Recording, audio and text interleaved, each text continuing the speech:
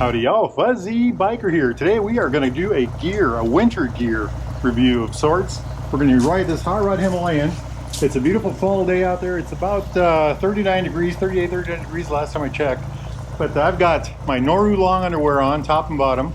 I've got my Noru pants on, RAIU pants. They're insulated, they're waterproof. They've got zippers and Velcro all the way up and down the side. I've got my brand new Tourmaster boots on, so that should help us out a lot. And we're going to wear this Cardung Law jacket, which is my all-around insulated, got all the goodies, armor, waterproof, windproof. It's got a liner in it, so we're ready for the winter. Last winter when I rode with this jacket, even in 40-degree weather, it was very comfortable. And then for gloves, we're going to use my Royal Enfield Alpine Star, my V2 gloves, the insulated ones. These are my Royal Enfield Alpine Star summer gloves, which are great gloves if it's warm out. These have got a bit of insulation in them, so we'll see how those work out. And for a helmet, we're going to use the I-90, HJC I-90 full helmet, full face helmet. So with all that being said, the plan is run down the road about 50 miles one way or another, and then turn around and come back and see if we stay warm. The reason I want to do that is I've got a bunch of riding I'd like to do yet in the month of November. This is October 30th, and I'd like to see if this gear works. So that's the plan, my friends. Now on another note, my dear old dad, who's 94 and a half years old, has passed away, and I'd like to dedicate this video to him. Love that guy. Good man. Wahoo! Alrighty, y'all, we have made our way to Nations Bridge Park between Panora and Stewart, Iowa. Kind of a little area down here by the Middle River. The Middle River's over yonder. The campgrounds for the Nations Bridge Park is over there. First thing I want to say, it's a beautiful day for a bike ride. Nice, sunny, bright, hardly any wind, beautiful scenery, loads of, I went through a lot of treat areas and things like that. Just gorgeous out. As far as the motorcycle goes, well, that's a Himalayan. It works like a charm in this weather. Love that motorcycle. We're at 25,000 miles now, just over 24,000 I'd say. Runs like a champ. Beautiful day for a bike ride on that thing for sure. As far as the gear goes, because that's what we're here to talk about, right? Gear. Let's start with the boots, because that's my newest addition, these Tourmaster boots. I would say they are definitely warm. My feet have not been cold. The biggest surprise I would say about them is that I had to learn how to shift again. You know, they were a little clunky to get under the shifter. The first half of the trip, you know, I've had to, every time I've had to shift, I had to actually think about it. I think I've kind of got it down now. As far as warmth goes, though, they are plenty warm. I mean, I really like them. They've got a very thick sole, but they are kind of stiff also, I guess I'd say that. There's where the shifter would have been, you know, hitting, so I guess there's not much of a mark there yet. But as far as walking in them goes, they're not really a walking boot, but they are a good riding boot. Jumping up from there, I'd say these pants, these are these Noru, I think the word is RAIU, however you say that, and they're insulated. They're fabulous. So to put these on, you undo this Velcro flap all the way up the side. There's a zipper, you can unzip that all the way up to your hip, and then you can just step in and out of them. I put my boots on before I put the pants on. You know, you do that on both sides and they come right off. As far as how do they work, well, they're a waterproof pant, and the wind does not blow through them, so they, in that sense, they're great. And they're also, I've got a liner in there that is in there right now, and that liner is absolutely warm. I would say the pants are an absolute hit. I'd absolutely recommend those. Those were actually the cheapest winter pants I could find at Baxter Cycle. That's where I got all this gear, baxtercycle.com. I love them. I can't say enough good about them. For what they cost, you know, beautiful. Jumping up from there, we've got this jacket. Well, let's step back a minute. I've got Noru long underwear, top and bottom on, and that's all I have underneath.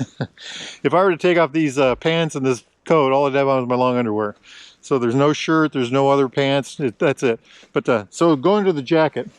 The jacket is definitely a winter. You know, it's called a Royal Enfield Cardung Law jacket. Cardung Law. So La is how to say pass in India, I guess.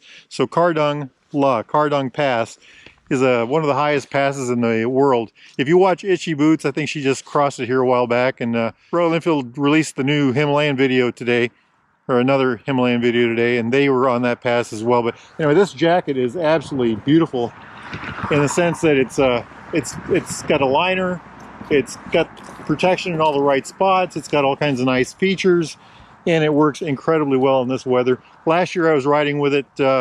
I can't say enough good about this jacket.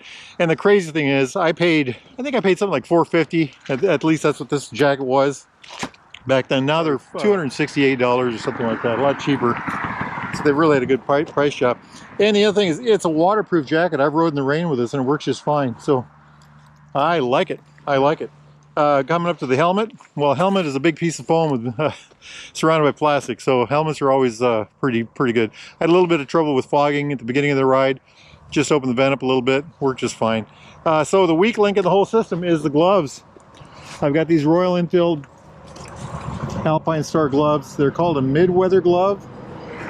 Mid-weather, and I have been using these V2, something like that. They got the dry star material. I used these the other day when it was, I think it was 46 or 48 degrees, and I was just fine. My hands were a little cold, but not chilly. You know, they were okay, but you could tell it was cold out. Today, they're definitely the weakest link. I would say that if I were to, if I had a better pair of gloves today, I'd be a lot more comfortable. The other thing to think about there is, you know, under this base coat, under this jacket, all I have is my long underwear. If I were to put a sweater under here, that might keep my hands warmer too, but I would say better gloves would be nicer. How does this system work in terms of day riding like this? I think it works fine. If I were to ride in colder weather, or if I had to ride for longer periods of time, I might consider like a electric vest or something like that. The boots, the pants, the jacket, I like them. If I had to go longer periods of time in cold, I might opt for a electric vest and definitely some different gloves. But anyway, it's a great day for a ride. Motorcycle's running like a champ. I'm having a good time. I'm about 40 some miles away from home, so I think I'm going to take the long way home. Now, if it's nice where y'all are at, get out there and ride, my friends. Wahoo! Just got back from the long ride. There's a hot rod Himalayan ticking away. It's probably the warmest thing in this garage. As far as the gear goes, my boots, I love these boots. These Tourmaster boots, I think they're called. Just beautiful. The pants, the Noro pants, excellent. The Noro Law underwear, great. This jacket, Cardinal Law, Royal Enfield Cardinal Law jacket, top notch. What failed me today? These poor gloves. I love these gloves, but you know, I think it was just a little too cool for them. These are my Alpine Star Royal Enfield. They're called a mid-weather glove. And I think mid-weather means 50 degrees or warmer, because it's about 40 degrees right now. I just went through downtown. And my hands were definitely cold. I mean, you can look at them, you can kind of see they're a little red. But I also rode longer than I had planned to go for a 2-hour ride, ended up with a 3-hour ride. So that might have a little bit to do with it. And also the wind picked up. But anyway, hey, life is good. Get out there and ride. Wahoo!